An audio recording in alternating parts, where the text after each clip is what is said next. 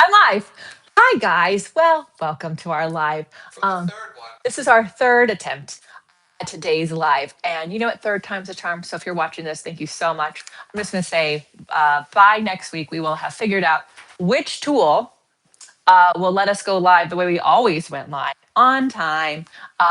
And so, because no one makes it easy and then people change it and then it doesn't work. So, Streamlabs, I'm talking about you. Yep. Yep. Streamlabs, we're not happy. So if you know who is someone who works at Streamlabs, feel free to yell at them for us.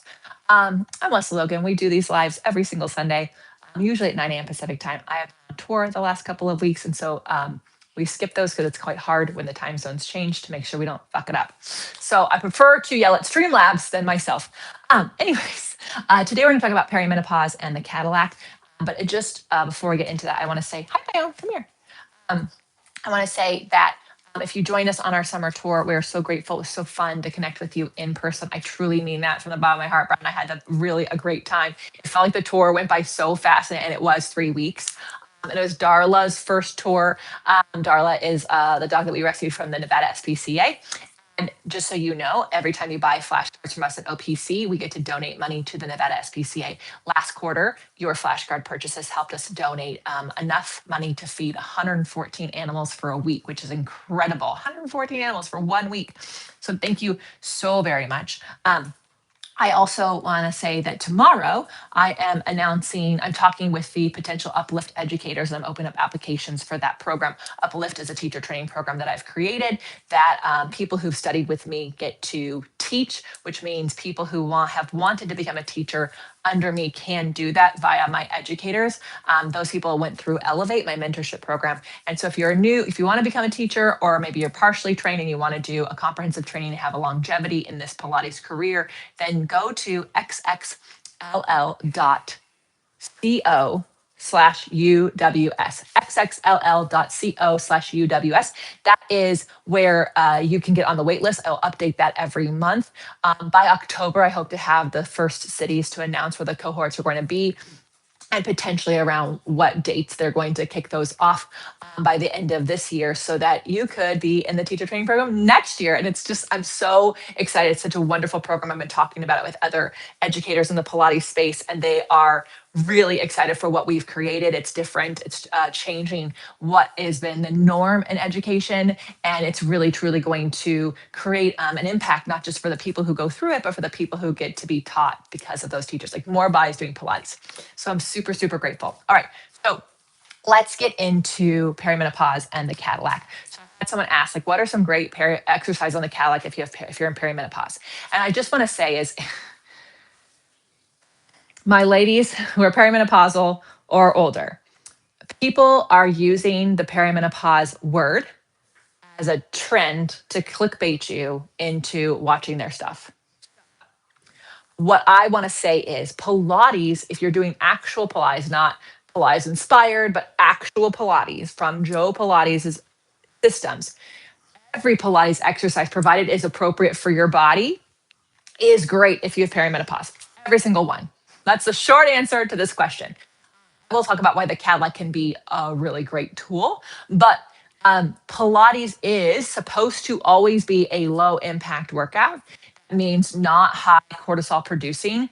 And it is wonderful if you do have aches and pains going on in your joints. It is a wonderful system that can help lubricate the joints that don't feel so good, but also strengthen the muscles around it. That is its job. Pilates from Joe Pilates is designed to balance your imbalances. Okay. So the issue is that because everyone is trying to put some sort of SEO word around their Pilates so they can stand out, is now we've got some interesting Pilates out there that might not be ideal for you. So if you are in perimenopause, but you're trying to keep your cortisol low or keep things low impact, and you want to actually look for things like either classical Pilates, or you're going to want to look for traditional Pilates, but you also want to make sure that you are getting a more systematic approach. So not just the reformer. If something says reformer Pilates, I'd be really mindful to see if the teacher understands how to work with someone who does need to make sure things are low impact. A lot of times when I see reformer Pilates, there's a little more high impact that goes with that, right? So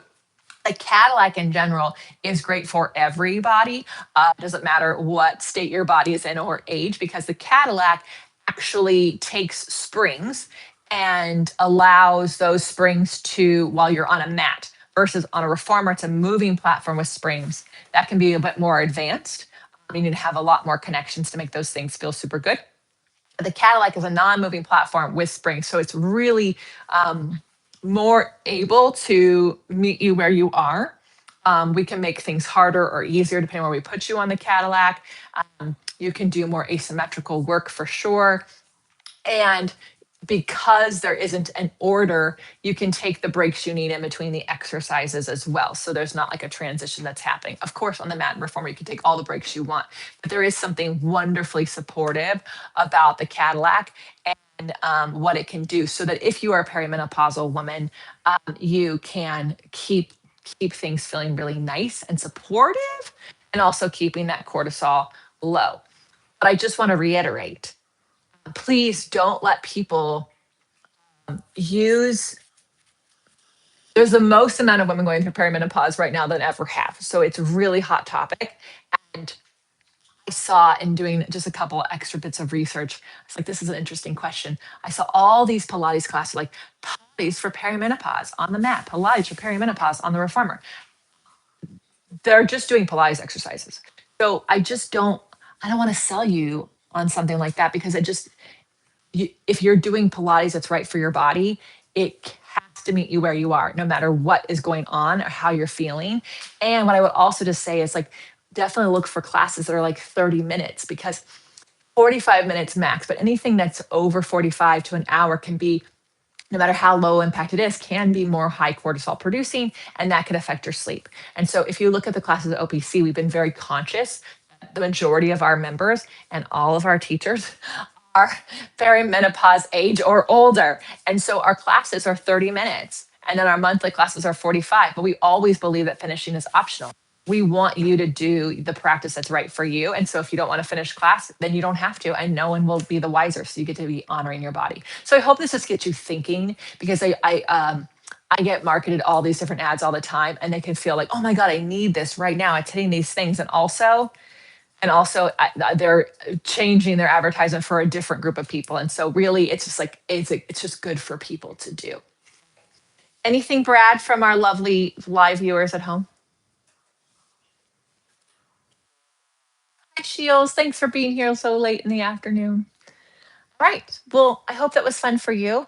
We'll be back at our regular scheduled time at 9 a.m. Pacific time. I promise you we'll figure out whatever tool we need to make this go so much smoother.